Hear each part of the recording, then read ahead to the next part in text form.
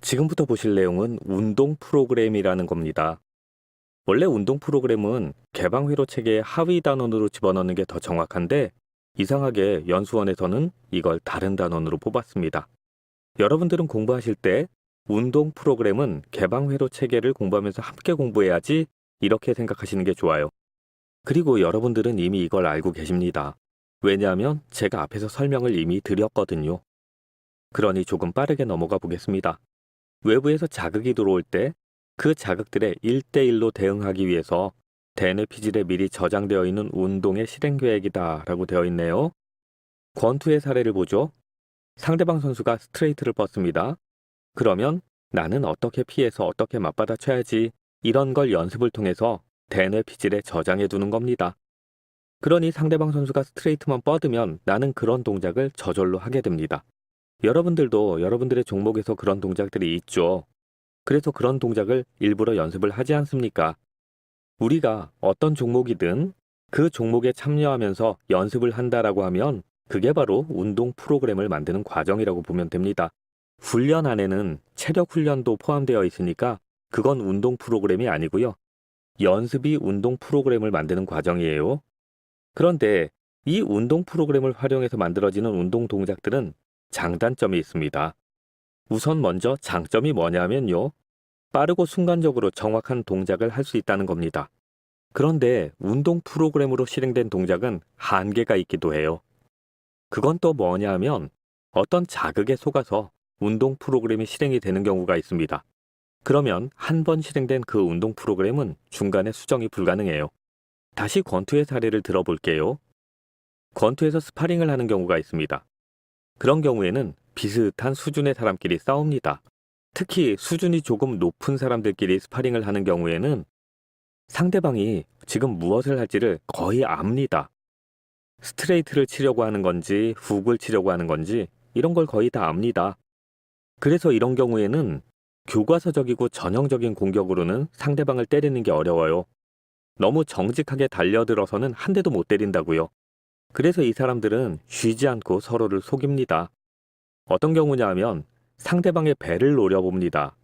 그리고 배를 때릴 것처럼 무릎을 보통 때보다 더 많이 구부리고 배 부분을 향해서 주먹을 출발시킵니다.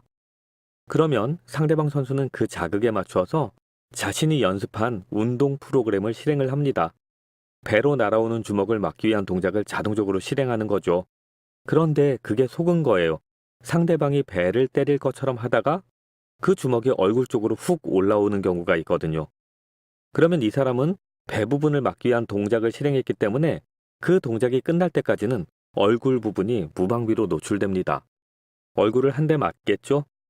그런 경우가 운동 프로그램을 통해 실행된 운동 동작은 중간에 수정이나 제어가 불가능하다라는 겁니다. 그리고 초기에 제어가 잘못되면, 즉 상대방의 자극에 잘못 속아버리면 원하는 결과를 얻지 못합니다. 맞지 않으려고 배를 가리는 건데 얼굴을 맞게 되는 거예요. 이런 것들이 운동 프로그램의 한계입니다. 그러면 이제 어떤 생각을 해보냐면요. 운동 프로그램은 어떻게 만들어지는가 하고요. 그리고 한 번 만들어진 운동 프로그램은 다른 운동 프로그램으로 변형될 수는 없는가? 그 문제입니다.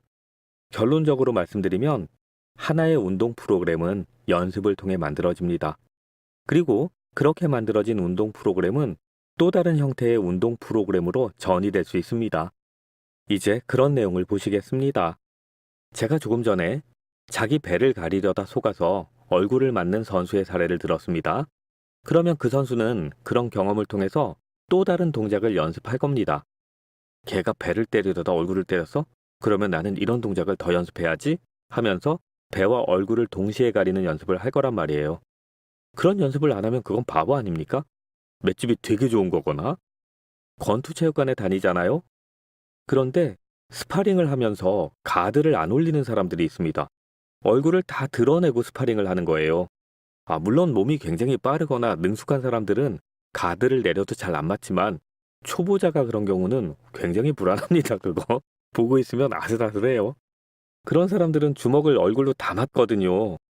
그리고 그런 사람과 스파링을 하는 상대방도 얼굴을 워낙 드러내놓고 있으니까 불안해서 때리질 못합니다. 그래서 살살 때려줘요. 그런데 이 사람은 지가 맞은 것도 모릅니다.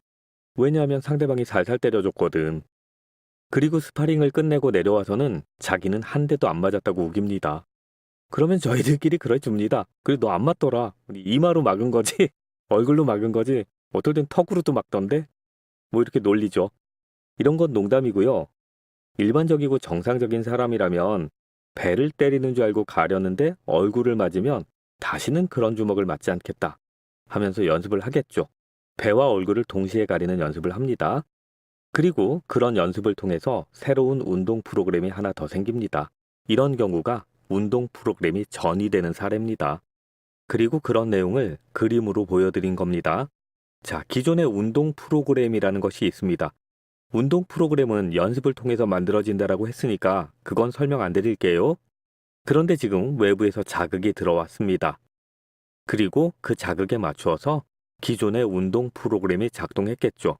그리고 그 운동 프로그램은요, 운동 동작을 실행하고 있는 사람의 신체 상태나 아니면 주어진 환경에 따라서 다른 결과를 만들어낼 수 있습니다. 예를 들어서 스케이팅을 하는 사람 같은 경우에는 얼음의 상태에 따라서 똑같은 운동 프로그램을 작동한다 해도 결과가 다르게 나타날 수 있잖아요. 정리하자면 기존의 운동 프로그램은 그 사람의 신체 상태 아니면 환경 같은 것의 변화에 따라서 다른 결과를 만들 수도 있다는 거죠. 자, 어쨌든 그런 결과는 이제 다시 이 사람에게 피드백으로 작용을 합니다. 그리고 그 피드백이 기존의 운동 프로그램의 변화를 만들어요. 그런 변화를 수용을 해서 연습을 하게 되면 새로운 운동 프로그램이 만들어진다는 거죠. 이런 것들을 운동 프로그램의 전이라고 합니다. 지금 이 그림의 내용이 그거예요. 자, 이 그림은 그 정도만 보시면 되고요. 여러분들은 날개에 저희가 수록해드린 내용을 다 봐주세요. 운동 프로그램의 특성이라고 되어 있는 거 보입니까? 초기의 제어 단계에서 결과가 결정된다. 정보의 방향이 일방향이다. 이건 무슨 얘기냐면요. 운동 프로그램이 실행이 됩니다. 그렇게 실행되는 과정에서는 정보가 거꾸로 흐를 수는 없다는 거예요. 운동 동작의 과정 안에서는 피드백이 불가능하다는 뜻입니다. 물론 운동 동작이 다 끝내고 난 다음에 기존의 운동 프로그램 자체에 피드백을 할 수는 있습니다. 하지만 운동을 실행하는 도중에는 변화도 불가능하고 피드백도 불가능하다. 자, 그 다음에 운동의 실행 전에 변수가 이미 다 정해집니다. 그래서 비슷한 자극이 오면 항상 동일한 운동 프로그램이 작동을 한다는 거죠. 그 밑에 있는 말도 똑같습니다. 운동의 실행 중에는 또 다른 제어가 불가능하다. 이렇게요. 그리고 이건 나중에 다시 배울 내용인데 주의와 운동 프로그램이라는 겁니다. 운동 프로그램은 운동을 자동화하는 거잖아요. 그렇게 자동화가 되면 굉장히 편해집니다. 여러분들이 가장 첫날 자전거를 배우던 때를 생각을 해보세요. 5만 가지 생각을 다 해야 되죠. 핸들을 어디로 꺾어야 하는가, 그리고 몸의 중심은 어디로 움직일까, 이런 고민들을 많이 하면서 와들와들 떨고 그러면서 자전거에 올라갑니다. 그리고 비틀비틀하면서 자전거를 몰죠. 그런데 연습을 통해서 자전거가 익숙해지면 어떤 사람들은 두 손을 놓고도 자전거를 탑니다. 그게 자동적으로 되죠. 즉, 무언가에 주의를 기울이지 않아도 그 동작이 자동적으로 저절로 된다는 겁니다. 운동 프로그램이 만들어지면 이런 상황처럼 인간의 주의 자원이 상당히 절약이 돼요. 이제 문제 하나를 더 풀어보고 운동 제어를 마무리하겠습니다. 운동 제어의 자동화에 대한 설명으로 옳지 않은 것은 이라고 문제를 냈네요. 1번을 보니까 인간의 정보 처리 능력은 한계가 있다 라고 되어 있습니다. 이건 상식이죠. 우리의 정보 처리 능력에 한계가 있으니까 여러분들이 공부하시는 거 아닙니까? 정보 처리 능력에 한계가 없다면요. 공부 안 하고 한 번씩만 쭉쭉 읽어보셔도 다 만점입니다. 좋겠죠? 자, 그런데 이런 상식적인 내용이 선택지에 있는 이유는요. 이 내용이 운동 제어의 자동화와 관련이 있기 때문입니다. 우리의 정보 처리 능력에 한계가 있기 때문에 매번 연산을 하고 분석을 해서 어떤 동작을 만드는 건 힘들고 그러니까 미리 그 동작을 만들어 놓자. 이런 거죠. 그게 운동 프로그램이거든요. 그리고 2번을 보면 적절한 운동 프로그램을 실행하기 위해서는 자동화의 과정이 필요하다라고 되어 있습니다. 맞습니다. 이 자동화의 과정이 바로 운동 학습입니다.